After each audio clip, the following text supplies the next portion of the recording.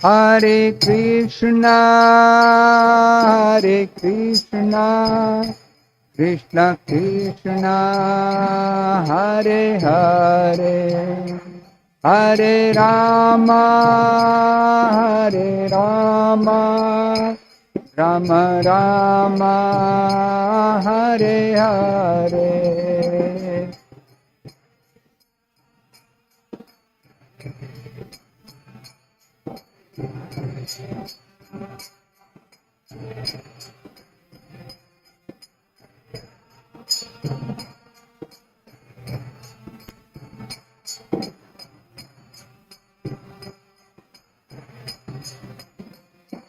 Jaya Krishna Balaram, Jaya Krishna Balaram, Krishna Balaram, Jaya Krishna Balaram.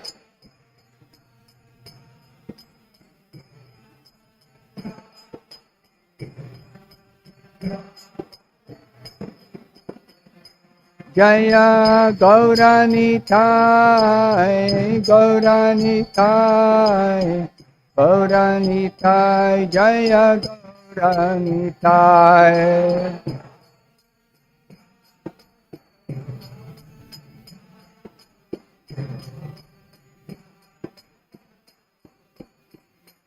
Jaya Jaya Radha Krishna Chandra Radha Krishna Chandra Radhe.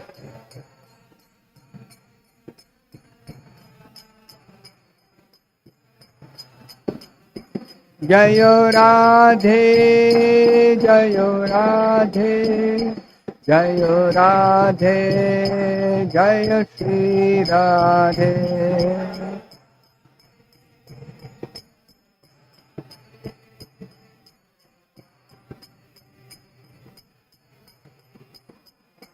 Jaya Prabhupada, Jaya Prabhupada, Prabhupada, Jaya Prabhupada.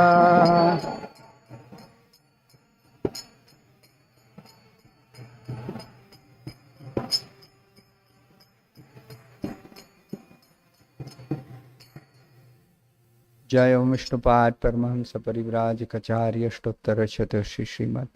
His Divine Grace A.C. Bhakti Vedanta Swami Prabhupada ki jai. ISKCON Samstapakacharya, Savior of the whole world, Jagat Guru Srila Prabhupada ki jai.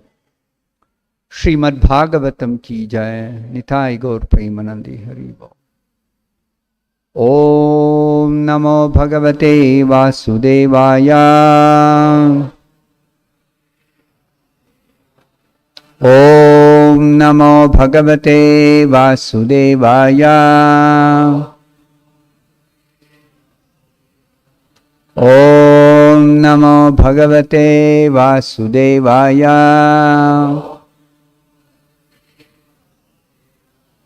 Narayanam Namaskritya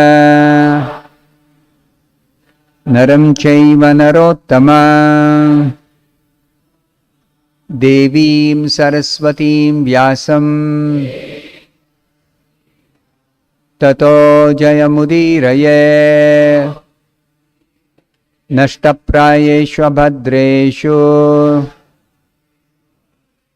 Nityam Bhagavata Sevaya Bhagavati Uttama Shloke Bhaktir Bhavati Naishtiki. Reading from Srimad Bhagavatam, Canto 9, Chapter 10. Chapter 10 is entitled The Pastimes of Lord Ramachandra. Text 55. This is the last verse in this chapter. Premna Anuvritya Shilena Premna Anuvritya Shilena Premna Anuvritya Shilena Prashraya Avanata Sati Bhiya Hriya Cha भावज्ञा भिया ह्रिया च भावज्ञा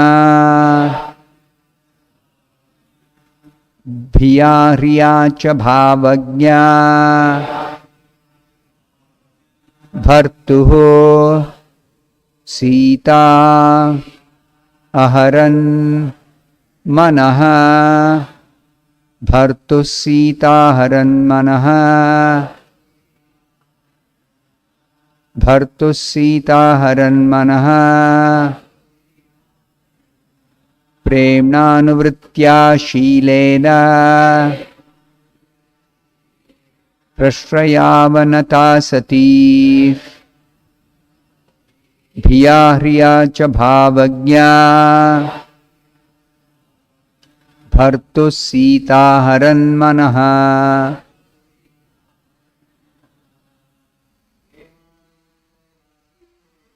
प्रेम्णानुवृत्त्या शीलेन प्रश्रयावनता सती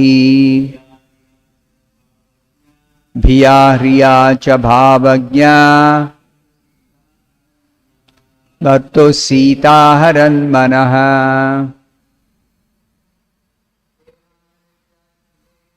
प्रेम्णानुवृत्त्या शीलेन प्रश्रयावनता सती भिया ह्रिया च भावज्ञा भर्तुः सीता हरन् मनः प्रेम्णानुवृत्त्या शीलेन प्रश्रयावनता सती भिया ह्रिया च भावज्ञा भर्तुः सीता हरन् मनः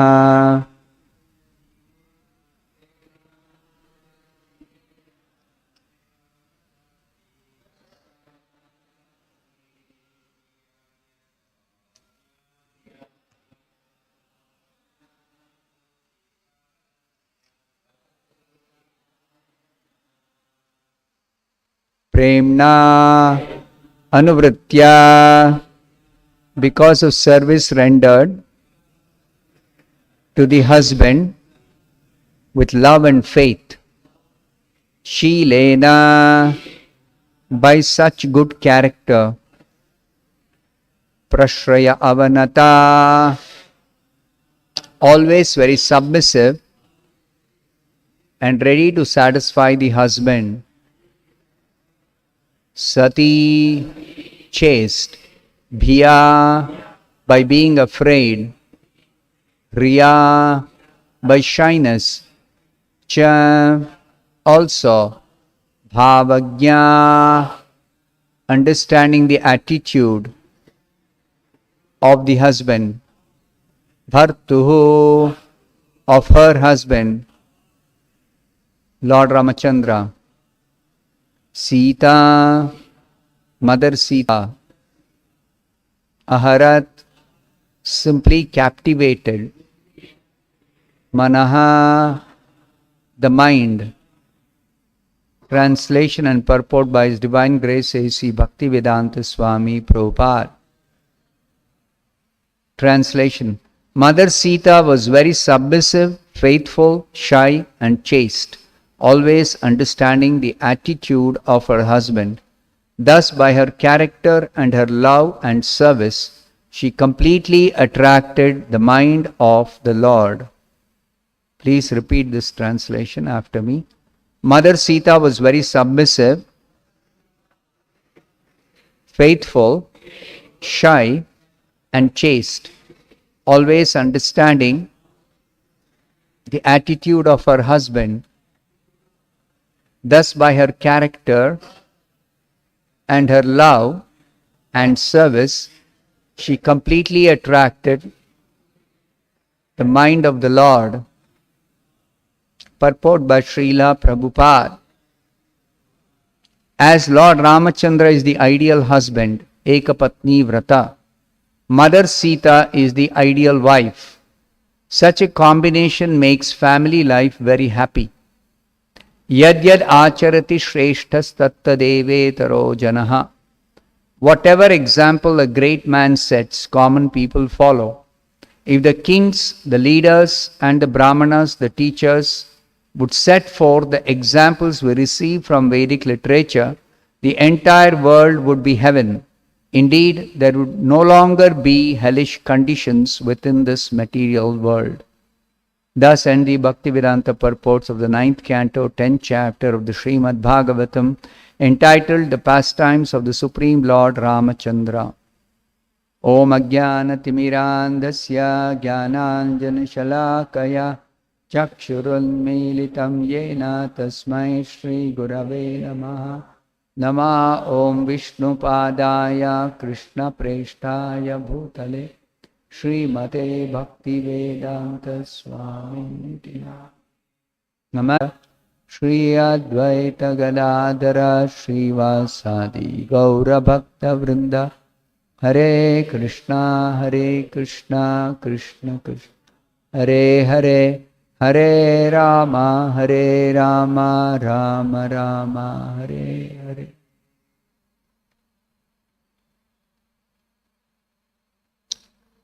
Here is a description of the ideal householder life which was taught by Lord Ramachandra and his wife Sita Devi.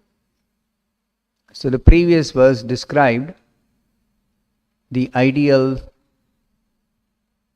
character of Lord Ramachandra. It is describing Lord Ramachandra took a vow to accept only one wife, Eka Patni Vrata Dharaha, and have no connection with any other woman.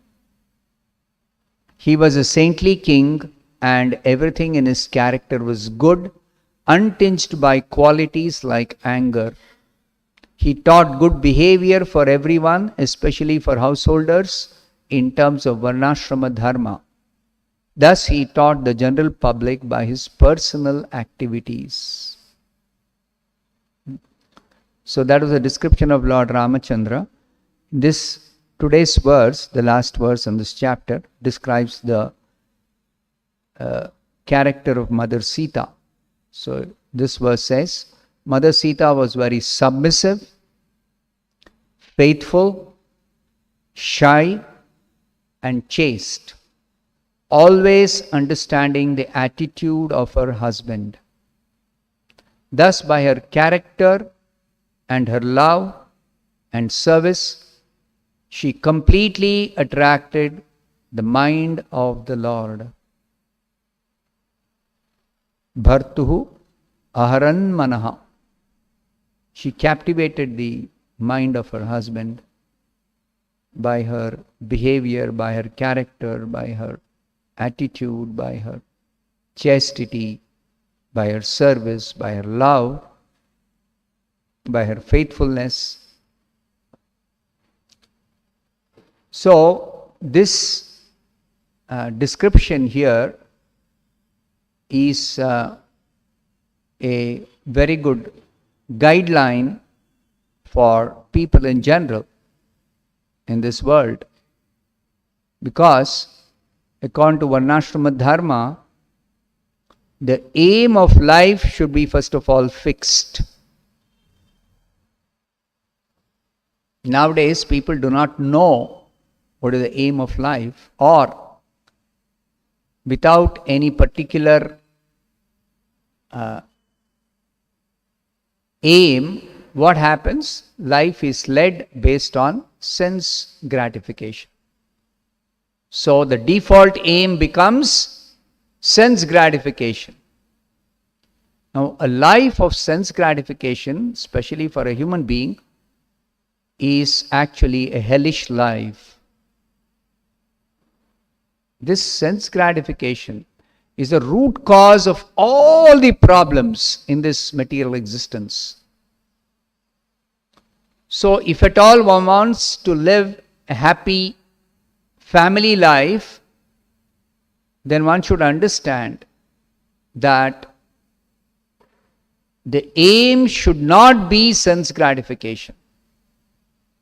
Then what should be the aim? The aim should be Krishna consciousness. Unless this aim is there, one can never make one's family life happy. It's not possible. Sometimes people who are ignorant and not conversant with the Vedic injunctions, they say, there's no need to bring in God. Just be good, do good to others, be nice to everyone, mind your own business, do your duty. But such a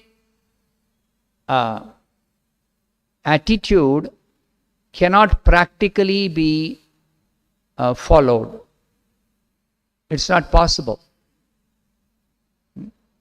To be good, to do good to others is possible only if one is Krishna conscious.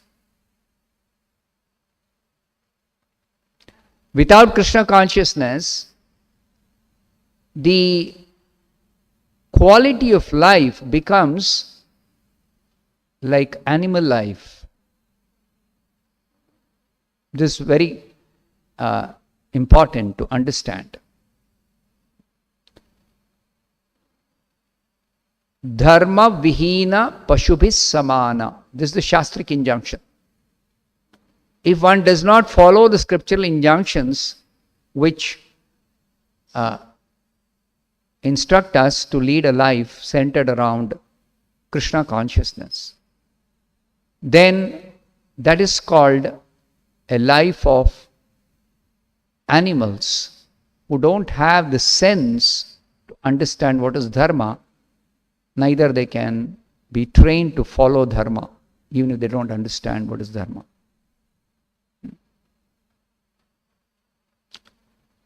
So here is the example of Lord Ramachandra and his wife Sita Devi, how they taught by their own example ideal family life. Now, this ideal family life, by leading which one can be happy, the goal is not that let us be happy in this material world. That's not the goal. That is a byproduct of leading a dharmic life. That's a byproduct. Neither should the goal be, let there be plenty of all the resources for leading a peaceful and comfortable life. Prosperity cannot be the goal. Even prosperity is a byproduct of leading a dharmic life. So you have to clearly understand that the goal has to be fixed first. Just like when you sit in a vehicle, then you should have clearly one thing set in your mind. What is your destination for which you are going to use the vehicle? That's the most important thing. All other things come later. But what if somebody becomes very busy cleaning the vehicle, decorating the vehicle, and having a good vehicle which has got a very good facility, but the person is not having a particular destination or a particular goal, then what is the meaning in having the vehicle, maintaining the vehicle, driving the vehicle? It is totally meaningless. This example is very easily understood by everybody. Now, life itself is actually a journey to reach a destination. especially the human form of life. So this body is sometimes compared to a vehicle. And this body has to be utilized to reach the destination. That destination is given in the scriptures. To go back home, back to Godhead. That's the destination. So all the descriptions in the scriptures about the rules, regulations, dharma, ideal family life, every varnashrama dharma, everything is with this aim. Unfortunately, even people who follow principles of dharma do not fix the goal of life, either because they are busy with other things.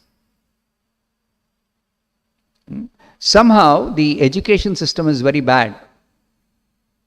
It either directly or indirectly teaches us that this life is all in all. After this life is finished, everything is finished. There is no education about the reality that we are not this body, we are spirit, soul, we are eternal. Our life doesn't end with the end of this body. Our life doesn't end at death. This most important understanding is lacking. Therefore, people do not have a goal in life. They do not have a goal in life. They don't have the right goal. Even though somebody may have short-term goals at every stage of life, but they do not have an ultimate goal. The benefit of, the advantage of having an ultimate goal is automatically the short-term goals are taken care of without any separate endeavor. Otherwise, every time you have to set a short-term goal, you have to work hard for it, and then when you have achieved that goal, again you have to fix one more goal, again start working. You see, so much of anxiety.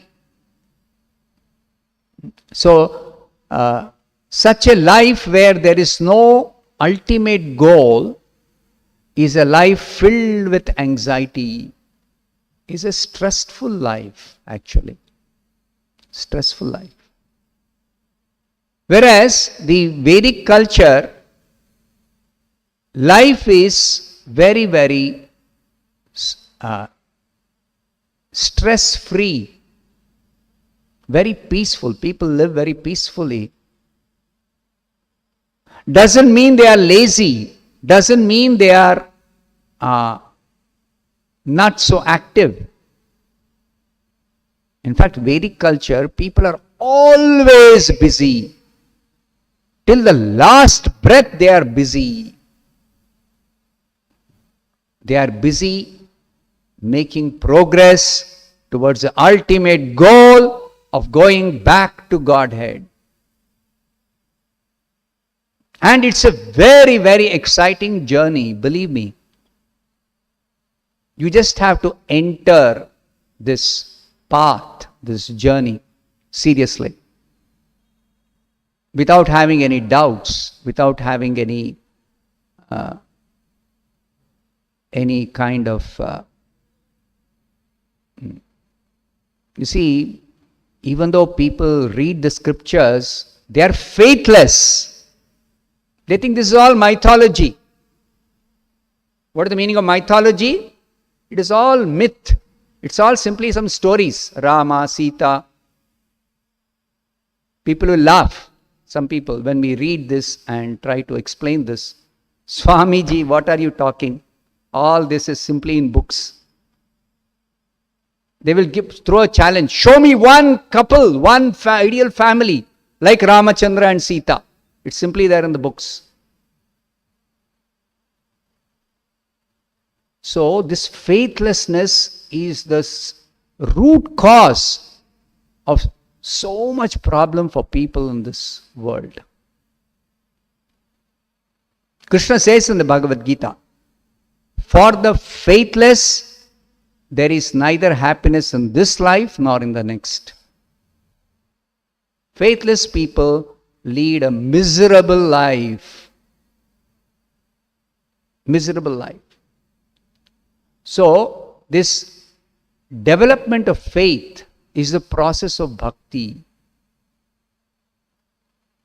Development of faith is the process of bhakti.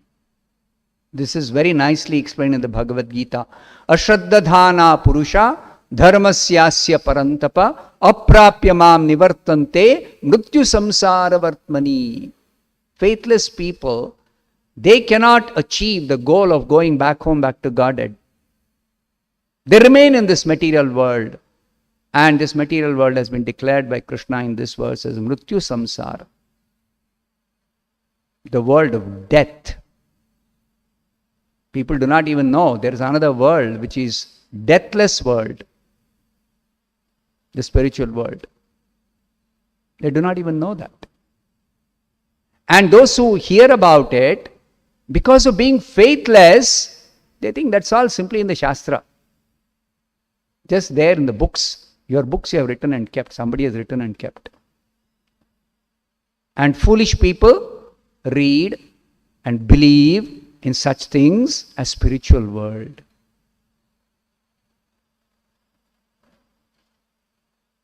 This is killing the whole civilization actually. The very culture is destroyed by such faithlessness, by such atheistic propaganda, by lack of proper education, training, culture. The whole civilization is spoiled.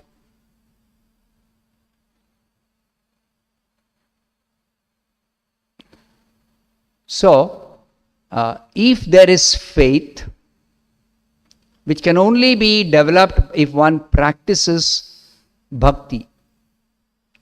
Faith cannot be developed simply by some imagination or some mental speculation. No. There has to be a positive endeavor. There has to be a positive endeavor which involves the entirety of our body, mind and words. Being engaged in positive devotional activity.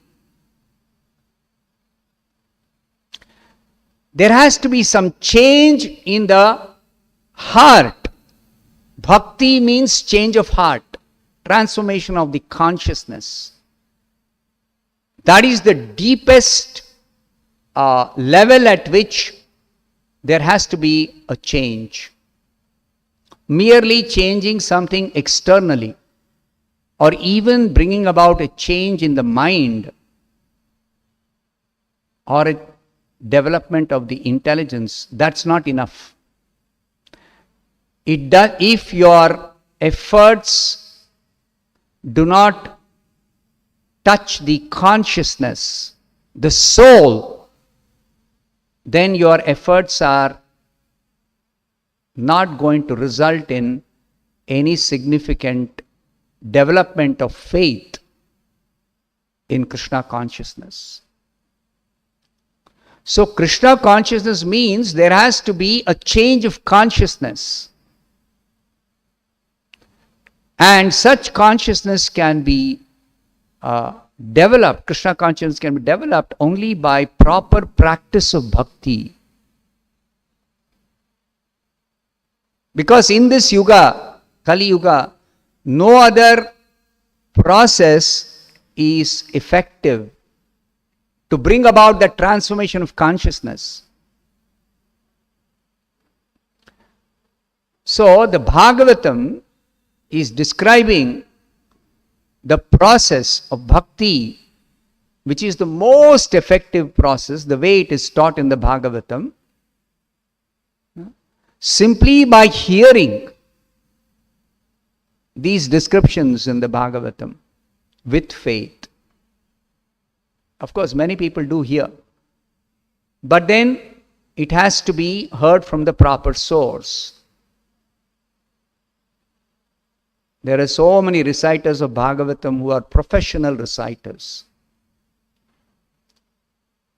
For them it has become a means of earning money, or in some cases they entertain the audience, or some other cases they want people to lead a peaceful, comfortable, happy life in this material world with no reference to the spiritual world, with no reference to spiritual goal beyond this body, beyond this life. So don't hear from such people.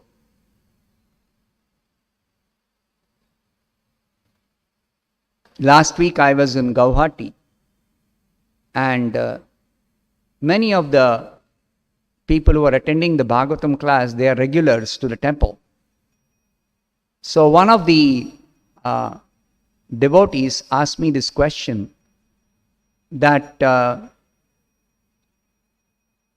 frequently in their community, they are Hindi speaking people, so in their community they have this Bhagavat Saptaha. Some reciter of Bhagavatam comes from somewhere in the North India, and they conduct this Bhagavat Saptaha. So this devotee was asking me, is it okay to attend such Bhagavat Saptaha? So I said, first of all, you have to ascertain who is the speaker. It's very important. And what are the credentials of the speaker? What are the credentials of the speaker? Is the speaker coming in parampara, a bona fide disciplic succession? And what is the aim of that speaker speaking this Bhagavatam? What is the aim? Is it to entertain the audience? Is it to teach them how to live comfortably in this world? Or is there a higher goal? We never get to hear these professional speakers ever even mention that your goal in life should be to go back to Godhead. They don't even talk about it. They themselves do not know. So how will they ever speak about it?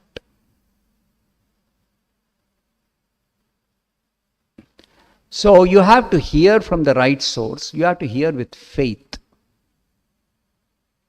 This faith is there's a definition for this faith in the Chaitanya Charitamrita. Shraddha Shabde Vishwasa Kahe Sudrida Nishchaya. You heard this word Shraddha, which is the word, Sanskrit word for faith that I'm talking about. This Shraddha, to develop, you have to know what is this Shraddha. Vishwasa Kahe Sudrida Nishchaya. It is unflinching faith in something sublime. What is that sublime thing that you should have? This unflinching faith, unflinching trust. Faith, if I use the word faith for Shraddha, then Vishwasa is trust, unflinching trust that Krishna Bhakti Kaile Sarva Karma Krutahai. Simply by rendering devotional service to Krishna, all your other endeavors will be perfect. All your other activities will become perfect. Simply by rendering devotional service to Krishna. And this is exactly what Krishna says in the Bhagavad Gita in the 3rd chapter, that all activities have to be done as devotional service to Krishna. Yajnarthat karmanaha anyatra lokoyam karma bandhanaha. If you don't do all activities as devotional service to Krishna, then those activities which are not done as devotional service will be the cause of your bondage. You'll not be able to go back to Godhead at the end of this life. Mrityu samsara vartmani. You will be taking repeated birth and suffering, birth and death, and the concomitant miseries. So, as I began this discourse, you have to fix the goal of life first of all. So be very clear that your goal should be to go back to Godhead. When? Not after million lifetimes. No, not even after 100 lives. At the end of this life, at the end of this life. Why? What is wrong if I plan to go back to Godhead after 10 lives, 100 lives? You will never be serious about practicing devotional service if you don't keep the goal as end of this life. Now, even if somebody fixes the goal as end of this life, don't make a mistake of calculating that I've got 80 years ahead of me, or 60 years, or 40 years. Nobody knows when death is going to come. The whole of Bhagavatam is based on Parikshit Maharaj being cursed to die within 7 days. So for Parikshit Maharaj it was very easy that within 7 days he has to perfect himself to prepare to go back to Godhead. 7 days time he had. Prabhupada says we don't even know whether we have 7 minutes. Any time death can come. Any time death can come. Or even if somebody does not die, let's say before an average of 80 years, let's say. But how time passes away, that very soon a person will reach that 80th year. Because we become busy with so many other subsidiary activities and we neglect devotional service. Therefore, my point is that you fix this goal and you start working for the goal right from day one, right from the beginning of life. Kaumaram acharet prajño dharman bhagavatan iha. Bhagavatam teaches us spiritual life should begin when one is 5 years old. Actually, ideally it should begin in the womb of the mother itself, even before the child comes out of the womb of the mother. But in any case, no later than Kaumara stage, Kumaravastha. No later than 5 years. So, from that age itself, if one is having this clear goal and works for that goal, automatically everything else will be taken care of.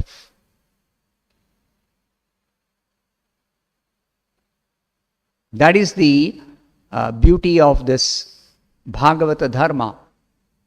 No need for any separate endeavor, earning a livelihood, learning how to live in this society in harmony with nature, develop good character, good behavior, good skill. No need for any of those things to be separately endeavor. No separate endeavor is required. Simply by following Bhagavata Dharma, everything is taken care of. Why? Because the Bhagavatam says, Yasyasti bhakti bhagavati akinchana sarvair gunais tatra samasate suraha. Anybody who develops bhakti, automatically all the good qualities automatically are awakened within the heart. No need for separate endeavor. On the other hand, if somebody endeavors to develop each of those qualities, it is very, very difficult. It's not easy.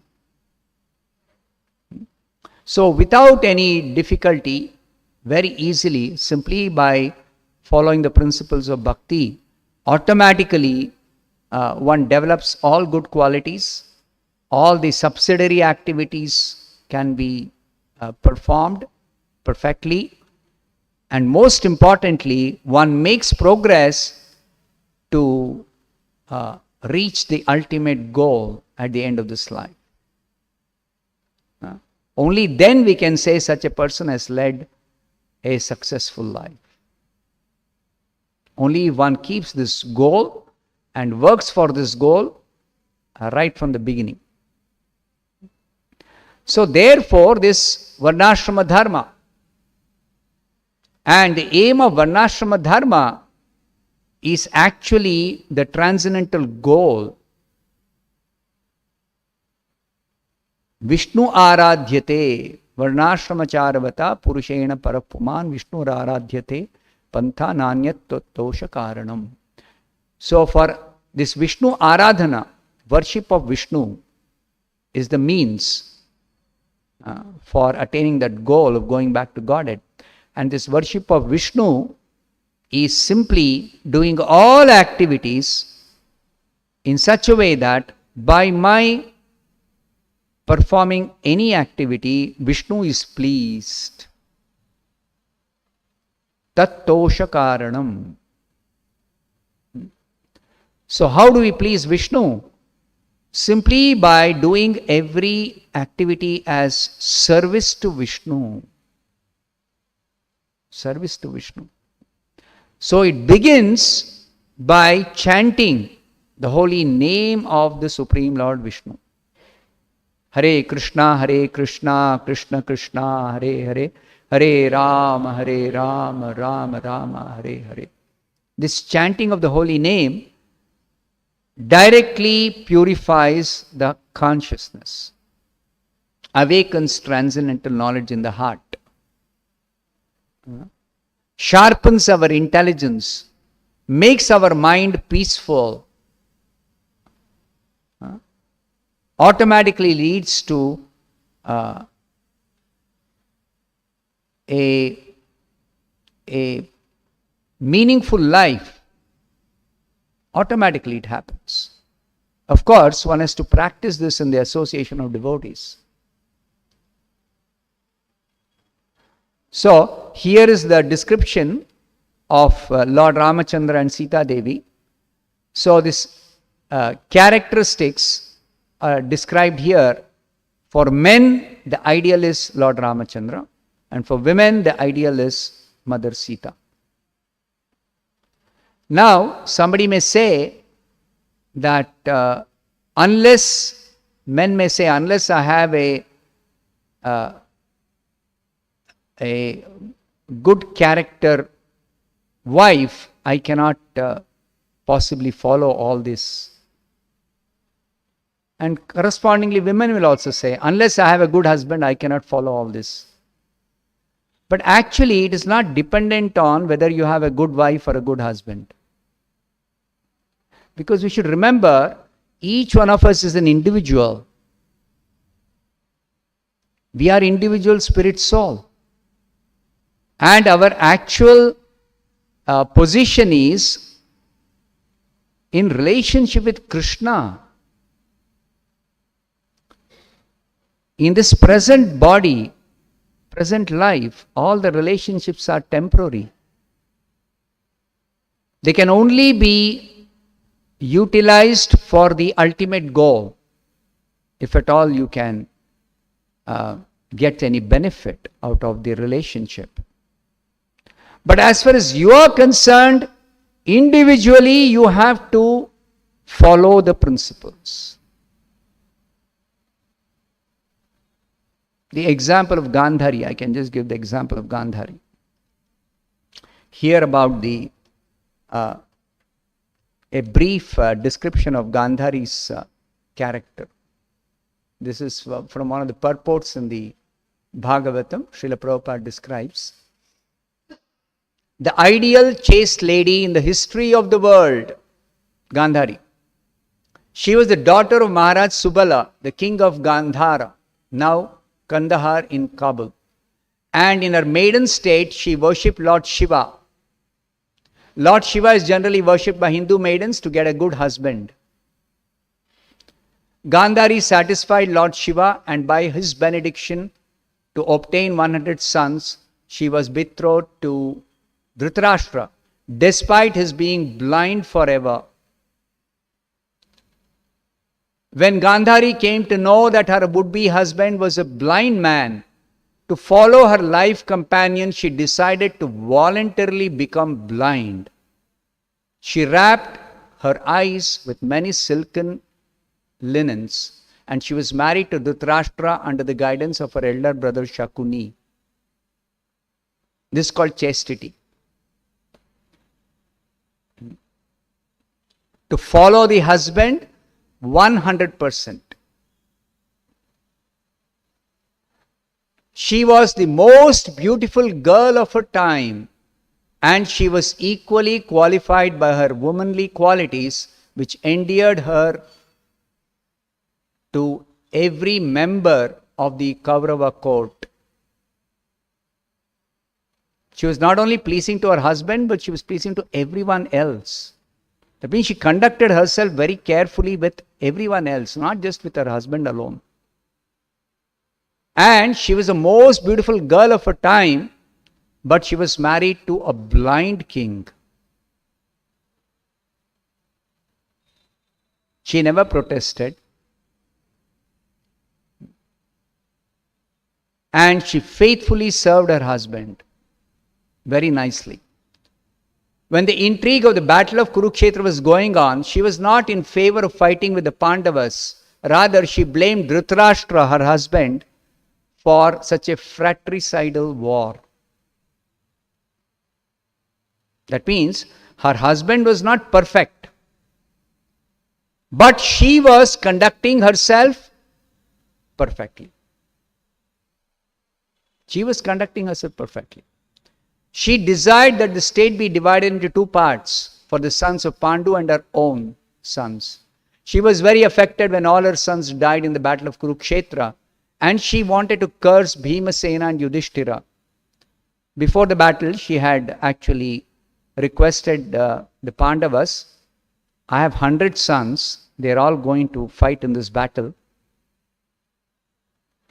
Somehow she knew that the Pandavas will win the battle. So she requested Yudhishthira, spare one son's life for me. This was her request to Yudhishthira. But what happened? In the battle, all the 100 sons of Gandhari, the Kauravas, were killed. So she became very upset, naturally, mother losing all her sons. She wanted to curse Bhimasena and Yudhishthira, but she was checked by Vyasadeva. This is called chastity. When Vyasadeva instructed her that don't curse them, Bhimasena and Yudhishthira. So she restrained herself, even though she was so much aggrieved, lost all her sons. Her mourning over the death of Duryodhana and Dushasana before Lord Krishna was very pitiful. And Lord Krishna pacified her by transcendental messages. So whenever there is death in the family, because of which there is naturally bereavement, the only way a person can get pacified is by transcendental messages. That's the only way. There is no other way. She was equally aggrieved on the death of Karna. and she described to Lord Krishna the lamentation of Karna's wife. She was pacified by Srila Vyasadeva when he showed her dead sons, then promoted to the heavenly kingdoms. So, even though apparently it looked like her sons all died in the battle, but they were promoted to the heaven because they died in a Dharma Yuddha. They died in a Dharma Yuddha. Also because they died in the presence of Lord Krishna. So, they were all promoted to heaven, even though they did so much of sinful activities. All their sinful reactions were nullified simply by the glance of Krishna. They were all nullified. Then there is also a description here that how Gandhari was an ideal chaste lady. Another description by Srila Prabhupada. Gandhari was an ideal chaste lady, a life companion of her husband, and therefore when she saw her husband burning in the fire of mystic yoga, there's a description that towards the end of their life, Vidura instructed Dhritarashtra to actually quit home and prepare himself for meeting with death by practicing mystic yoga. So accordingly, Dhritarashtra followed the advice of Vidura and secretly left the palace of Hastinapura where he was being taken care nicely by Yudhishthira after the battle of Kurukshetra.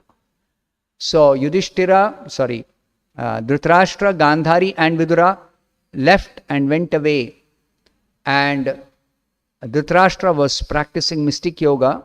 So by the power of mystic yoga, towards the end of his life, he generated a fire within and he burnt his body to ashes at the time of death.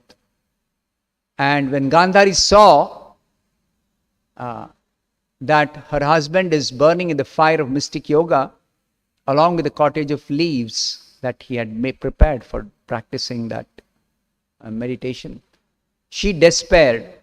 She left home after losing her 100 sons, and in the forest she saw her most beloved husband was also burning. Too much for a mother, a chaste wife to bear. Now she actually felt alone, and therefore she entered the fire of her husband and followed her husband to death. She performed that sati rite. This entering of a chaste lady into the fire of a dead husband is called the sati rite, and the action is considered to be most perfect for a woman.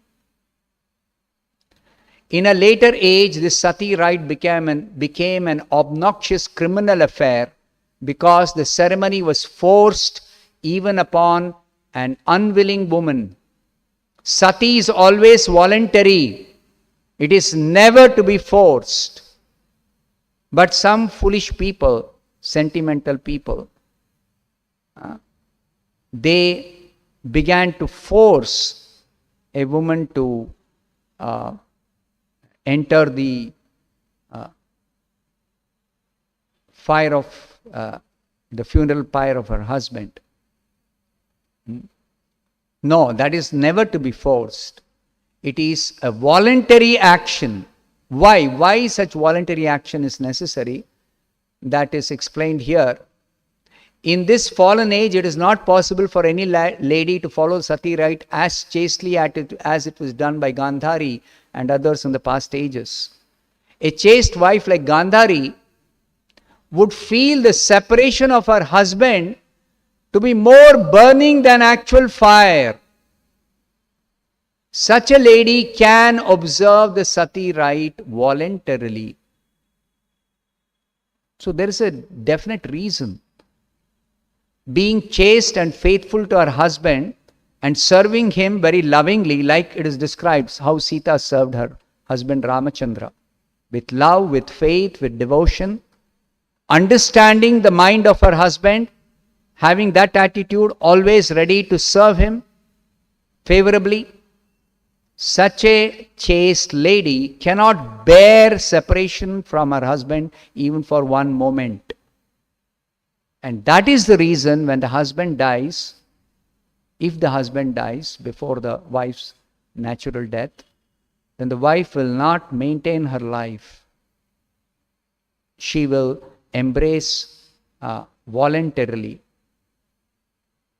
this sati ritual.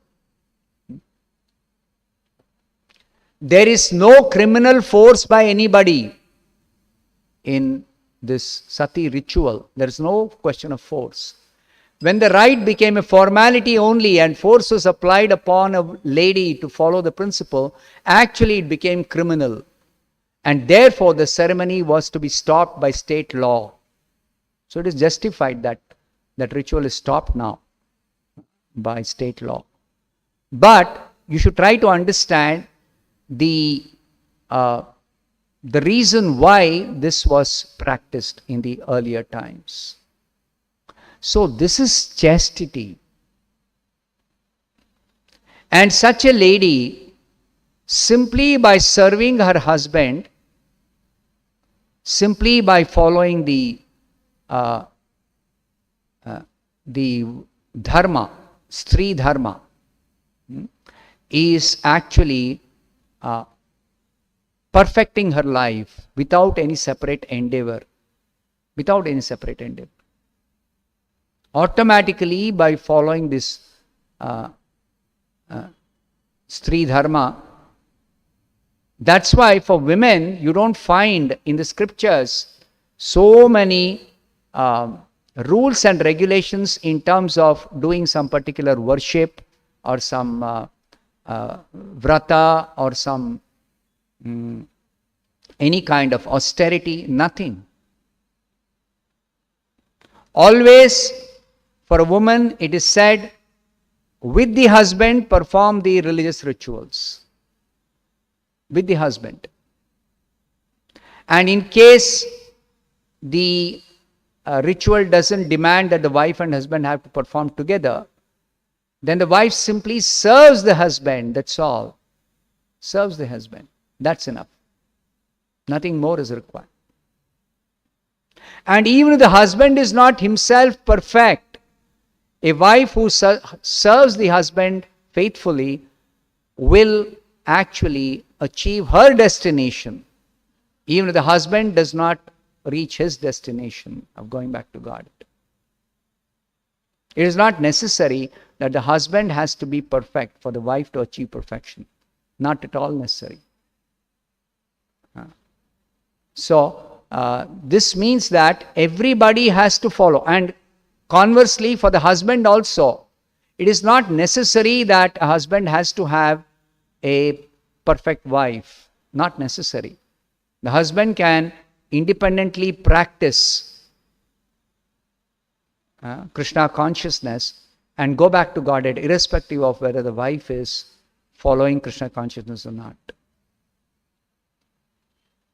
So, everyone individually is ultimately responsible.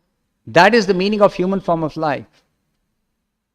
At least when one becomes an adult, then one should become responsible, if not in earlier than that. So every adult, man or woman, has to be responsible for his or her life and practice Krishna consciousness after fixing the goal of going back to Godhead and achieve this destination. So I'll stop here. Grantarat Srimad Bhagavatam ki jai, Srila Prabhupada ki jai. We'll be celebrating Panihati festival on 12th of June. That happens to be a Sunday. So we will be going to a place called Hole Narsipura. In near Hole Narsipura, there is a Mavin Kere Ranganatha Swami temple. We'll be visiting that temple, and near the temple we'll be celebrating this festival. So more details are available on the notice board, or you can contact one of the temple devotees for more details. Hare Krishna.